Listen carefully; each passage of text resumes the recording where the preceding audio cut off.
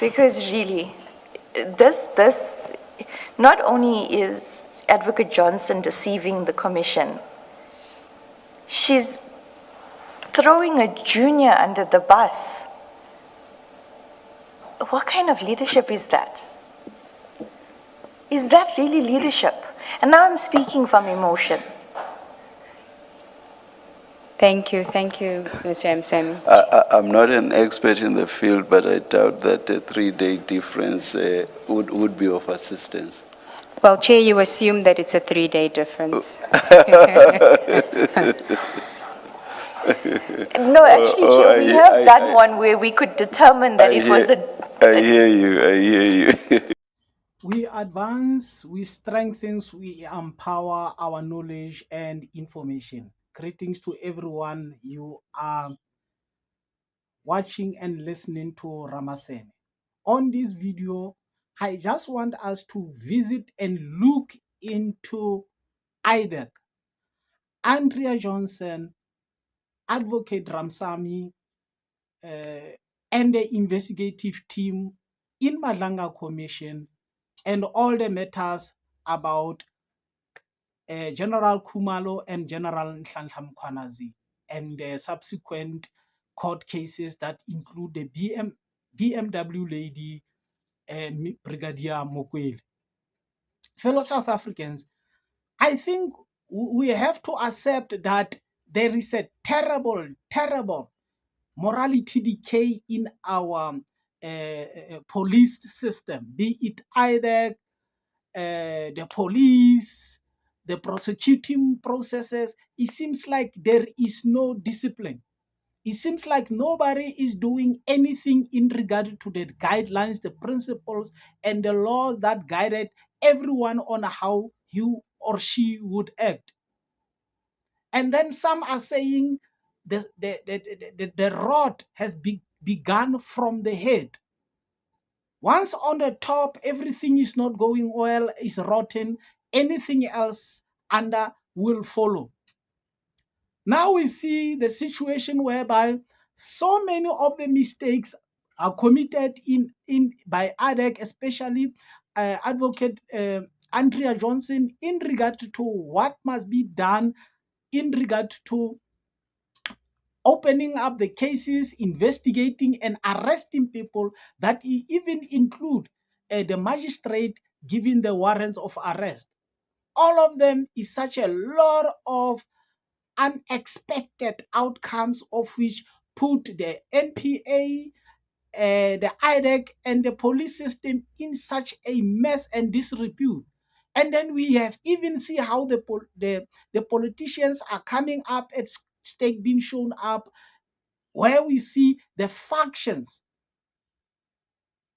We have EFF this side and Adams, and the DA Kola Barnard. And then on this side, we have MKP political parties. Both sides fighting for their factions for different reasons, of which, after all, that doesn't benefit us South Africans at all. And at this stage, I am in no position to support any of the two factions, because I can see that is the game that is played at Madlanga, and those games must be played and be finished, so that good and better people can be put into positions that will not be fighting for their individual interests, but will fight for the interests of South Africa. And especially in IDEC, the people that have good interest of the country must be put into the position. But I would like to say, for both Andrea Johnson group that I call the Feroz Khan group, and the General Khumalo group that I call Mkhwanazi group, they will have to come to the senses and deal with the situation as they come. Because as it stands now, there is a huge complaint to say most of the people that are called to testify at Madlanga Commission are those ones that are supporting Nhlanhla Mkhwanazi, but those ones that are not supporting Nhlanhla Mkhwanazi are not called at Madlanga Commission to expose the group that is going with Nhlanhla Mkhwanazi. And then we know one of the biggest issue in this matter is the money of the slush funds, of which the information is regarded as confidential, and then it's not good for the public gain, and then it's put now allegedly Fadil Adams into trouble to say, how did you access that information and what did you do with it? And did ADEC had the power to go on and file the investigation without knowing exactly what is in that file? And then we have seen now from today for 20 days, Fadil Adams has undergone the ethics committee of the parliament, and then he has been found guilty of certain misconduct, of which is going to put him under the fine from the parliament for 20 days. And then most of the thing is surrounding the very same issue of the slush fund that's allegedly there's a proof of corrupt and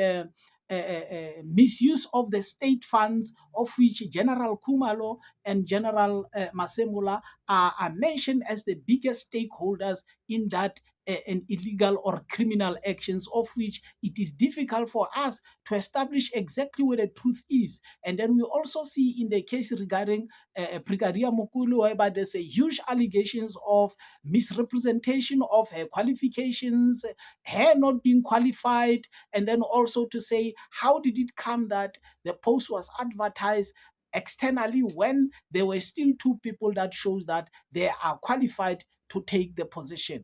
And then all in all, it is shown to be a huge battle against each other among the group. What do you make of all the situation? Let us hear what you say on the comment section. Thanks for watching the video.